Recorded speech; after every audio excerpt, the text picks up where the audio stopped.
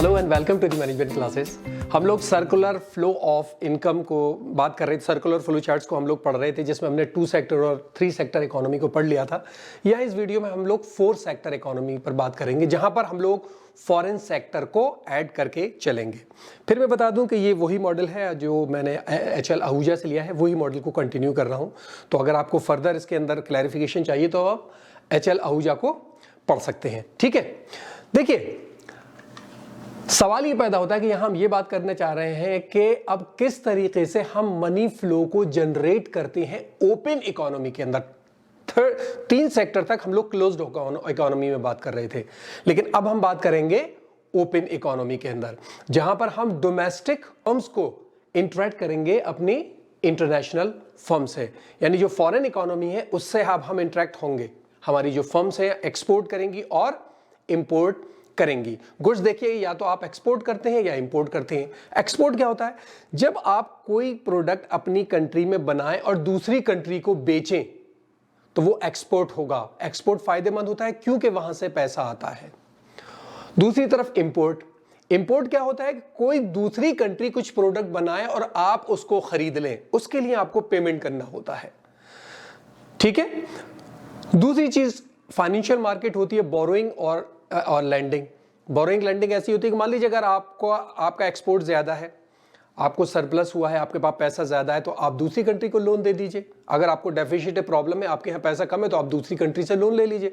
तो आपका fund outflow हो रहा है और इनफ्लो हो रहा है, ये भी एक फ्लो में चला जाता है। किस तरह फ्लो होगा मैं फिगर पर आता हूं। मैं पूरी पहले वाले उसकी वीडियो की फिगर को यूज कर रहा हूं और उसको यूज करके फिर मैं आपको बताता हूं किस तरीके से उसके अंदर 4th सेक्टर को हम ऐड करते हैं। ठीक है, तो 4th सेक्टर इकोनॉमी के लिए भी मैं पहले ही वाली फिगर को यूज कर रहा हूं जो हमने पहले बनाई थी। अब इसमें करना यह है कि अब इस 3 सेक्टर वाली के अंदर हमें गवर्नमेंट को ऐड करना है। तो सिंपलिसिटी के लिए हम क्या करते हैं कि ये फैक्टर पेमेंट ऊपर ले लेते हैं थोड़ा सा, ताकि हमें नीचे इंटरनेशनल मार्केट, फॉरेन मार्केट को ऐड करने का मौका मिल जाए। ये बिजनेस फर्म ने फैक्टर पेमेंट कर दिया, मैं शॉर्ट में लिख रहा हूं फैक्टर पेमेंट। ठीक है, अब यहां हम 4था सेक्टर ऐड कर लेते हैं जिसको हम कहेंगे फॉरेन कंट्रीज। फॉरेन कंट्रीज, अब इस सेक्टर से एक और मनी फ्लो स्टार्ट आपका होगा, जो आपका इनकम फ्लो है वो एक और स्टार्ट होगा।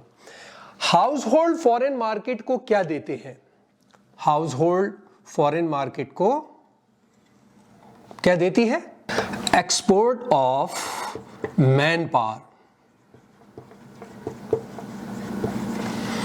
मैं देखिए यहाँ सऊदी अरब आया हूं, मैं यहाँ काम करता हूं, तो मैं इंडिया से एक्सपोर्ट किया गया हूं यहाँ आके काम करने के लिए। ठीक है, और मुझे क्या मिलता है यहां से? मुझे मेरे काम के लिए रेमिटेंस मिलता है, इनकम मिलती है।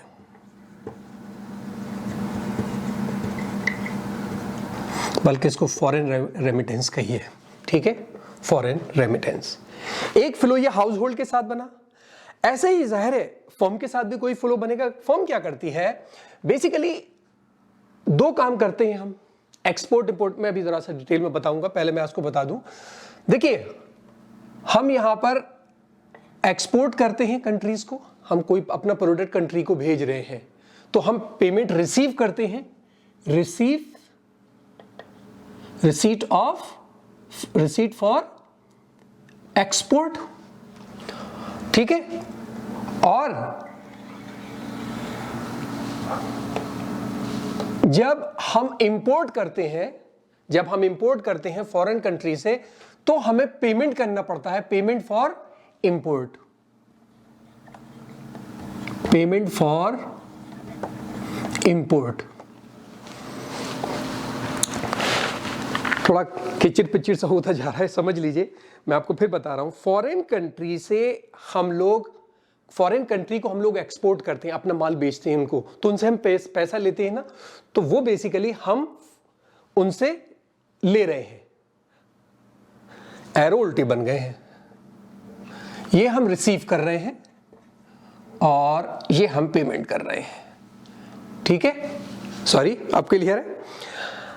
हम यहां से फॉरेन कंट्री रिसीव कर रहे हैं, हमने जो एक्सपोर्ट किया, हमने सामान जो इनको भेजा उसके लिए पेमेंट हमने रिसीव किया, और जो हमने इंपोर्ट किया सामान, इन कंट्री से हमने सामान खरीदा, उसका पेमेंट हम इन कंट्री को वापस कर रहे हैं।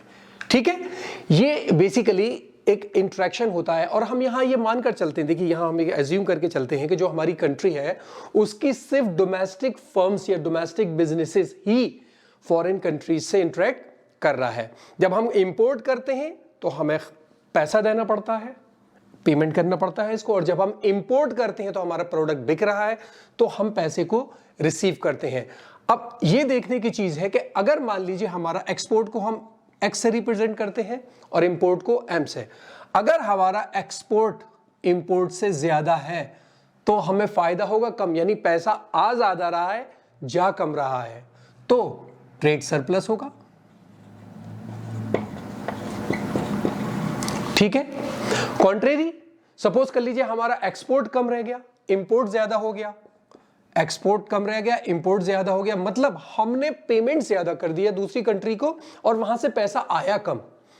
इस केस में हमारे ट्रेड डेफिसिट हो जाएगा।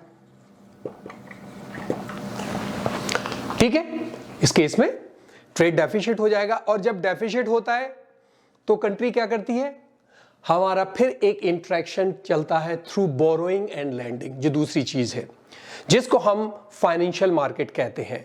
आप अपने डेफिसिट को भी फाइनेंस करने के लिए ले सकते हैं या आप इन्वेस्टमेंट के लिए भी ले सकते हैं। यानी दूसरा इंट्रैक्शन, एक तो गुड्स एंड सर्विसेज में जो दिया है, मैंने बताया फाइनेंशियल मार्केट को हम ज्यादा इसके अंदर सिंपलिसिटी के लिए लेके नहीं चले, लेकिन इस फ्लो के अंदर हमें ये समझना होगा कि यहां पर एक फाइनेंशियल मार्केट भी होता है, और ये फाइनेंशियल मार्केट पूरे वर्ल्ड के अंदर इस वक्त बहुत ज्यादा इंटीग्रेटेड है। होता क्या है, जब हमारे पास सरप्लस है तो हमारे पास पैसा ज्यादा है ना, हमारे पास इनकम ज्यादा हो गई है, उस केस में क्या होता है, हम फॉरेन कंट्रीज को लोन देने लगते हैं, हम फाइनेंस करने लगते हैं फॉरेन कंट्रीज को। उससे क्या होता है, net capital outflow, net capital जितना आया और गया उसका जो डिफरेंस निकालते हैं वो हम देते हैं, सरप्लस आ रहा है। यानी एक्सपोर्ट, सपोज कर लीजिए हमारा एक्सपोर्ट 10 का हुआ और इंपोर्ट हुआ 8 का, तो हमें 2 सरप्लस हुआ, 2 में से हम 2 या उससे ज्यादा हम लोन दे देंगे बाहर को। ठीक है, लेकिन अगर मान लीजिए हमें डेफिसिट हो रहा है तो हमें तो खुद जरूरत है, उस केस में हम क्या करते हैं, जितना डेफिसिट है उतना या उसका एक पार्ट हम दूसरी कंट्री से ले लेते हैं। यह हमारा इनफ्लो ऑफ फंड कहलाता है, net capital inflow of fund. ठीक है, इसी तरीके से एक ये फ्लो फर्म, बिजनेस और गवर्नमेंट में पूरा चलता चला जाता है। ठीक है, तो आसान है, ये और आसान है, बस हम जो बस बनाते चले गए, हम उसमें ऐड करते चले गए। कोई प्रॉब्लम हो कमेंट बॉक्स में बताइएगा। इस वीडियो में इतना ही, थैंक यू सो मच।